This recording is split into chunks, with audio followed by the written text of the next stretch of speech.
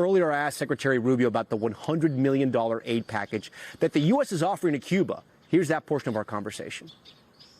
The State Department just re-upped the offer of $100 million in aid to Cuba. Cuba's foreign minister says that's an absolute lie, that there is no money coming.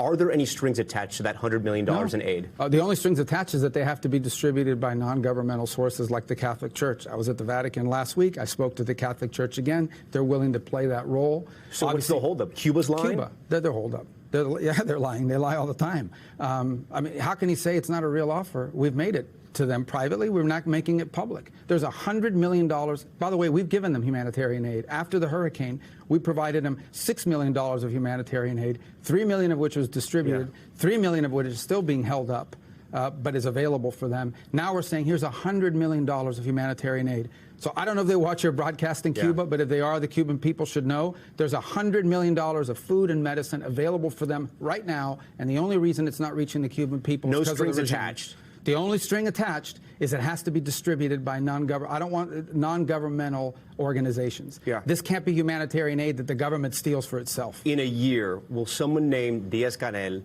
or Castro be in charge in Cuba? I don't know. I hope not, because if they are, then Cuba will probably not have progressed. But is there still a plan for change in Cuba? Sure. I mean, look, the change in Cuba is their economy doesn't function. It's not a functional economy. No, I get that, but what is the U.S. plan? I'm trying to understand the U.S. plan. Well, I wouldn't tell you exactly what our plan is, because I don't want them to know what our plan is. But our plan for Cuba is a prosperous future. That's what we want. It's in our national interest. And to have a prosperous Cuba, not to have a failed state 90 miles from our shores. So how do you have a prosperous state where people can succeed? Understand Cubans. You know this. You understand this as well as I do because of where we come from. Cubans are successful everywhere in the world except one place, Cuba. And so that's what we want. We want Cubans not to have to leave that island in order to be successful.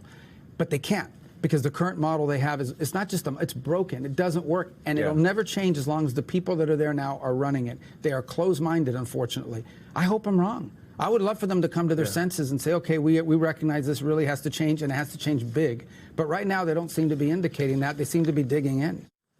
We thank you for watching, and remember, stay updated on breaking news and top stories on the NBC News app or watch live on our YouTube channel.